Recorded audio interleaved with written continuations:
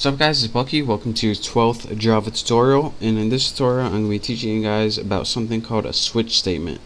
Now what a switch statement does is test one variable, and depending on the value of that variable, pretty much, it gives you multiple choices. So before we learn the switch statement, let me show you what we had to do with our knowledge so far. Let's make like a program that tells you what kids do at a certain age. So say we have a program that has a variable called age, and the kid's age is 3 right now. What we would have to do right now is make an if statement for each age and put if age is equal to 1, and then we would have to put something like system, then we would put out and stuff like that, and it would just get a pain in the butt. And then we would have, after 1, we would put if age is equal to 2 and then do your stuff down here. And as you can see, we don't want to type all that stuff for each number, so I wish there was an easier way just to test age for a bunch of different things. Well, actually, you don't have to write 10 different if statements if you want to test age 10 times. You can only write something called a switch statement once, and it will give you many different options. So instead of writing 10 different if statements to see what a kid does from ages 1 to 10, let me show you guys what to do. What you do is write the word switch, and what switch does is find the variable value in the parameters. So what variable do we want to test? We want to test age. So after this, you just go ahead and write curly braces and give yourself a nice little switch body.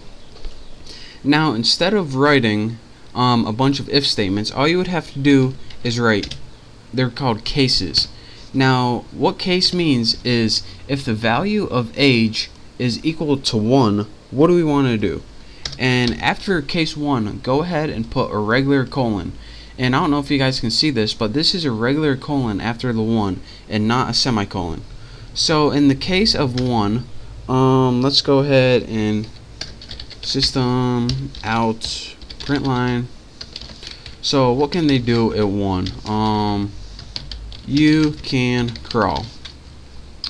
And then after this, you want to add something called break. Now what break does is it means, alright, if this is true and age equals 1, then we have no reason to go to the rest of the program, so you can just exit. And I'll be talking about that more later, but for now, just make sure you have it. So you can just repeat this for as many options as you want. So in the case of 2, what do we want to happen? Let's just copy this. Copy, save yourself some time. You can talk. So in the case of 2, if age equals 2, what do we want to do? We want to print you can talk and then break. And let's go ahead and make one more. In the case of 3, again, using lazy, don't feel like typing at all. In the case of 3, you can get in trouble. And I know I spelled trouble wrong, but just deal with it. So here's what you do. You put switch and then put the variable you want to test the value of. Then you put the values that are possible after the word case. Now after, in the case body, what you do is write, alright, if age is equal to 1, here's what I want you to do.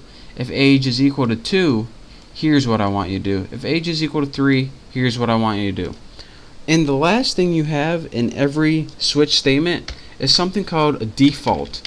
And to do that, you just write default. And what this does is if none of those values are true, it does a default statement. So let me scroll up a little bit so you can see. And again, you don't need a value for this like default 4, because it already knows, alright, if everything else is false, this is what you're going to do. So that's why you don't need a value. So let's go ahead and write, actually let me go ahead and copy this since I'm lazy. Copy. If default, let's go ahead and write, I don't know how old you are. I don't know how old you are.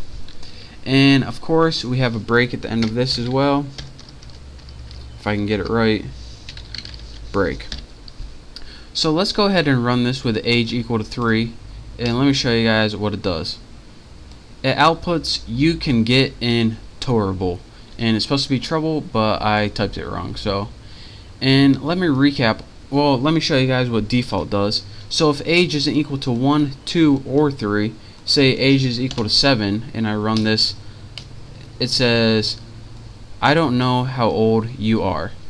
So let me recap one last time what this switch statement does. A switch statement takes the variable, whatever is in its condition, and tests it. So then it looks through the cases to see what value that variable is equal to. If it's equal to the value 1, it prints this. If not, it doesn't do it at all. Then it looks if it's equal to the value 2. If it is, it prints this. If not, then it skips this as well. Then it looks if it's equal to the variable 3. If it is, it prints this. If not, again, it skips all of these. And then if it doesn't hit any one of these, then it goes to default. And what default means is I ran through all these options and none of them worked. So by default, I got to do something. This can't be just a waste of a program. So by default, I want to output I don't know how old you are. So that is how you can use the switch statement to test a single variable for many different values, and this will save you a bunch of time and keep you from writing a bunch of different if statements. And trust me, it's a whole lot easier than writing a bunch of if statements. So that's your basic on the switch statement. It will save you a bunch of time. So thank you guys for watching. Hopefully you learned a little something. Copy this, play around with it, and pretty soon you'll be an expert at the switch statement. So again, thank you guys for watching. Don't forget to subscribe to my channel, and I'll see you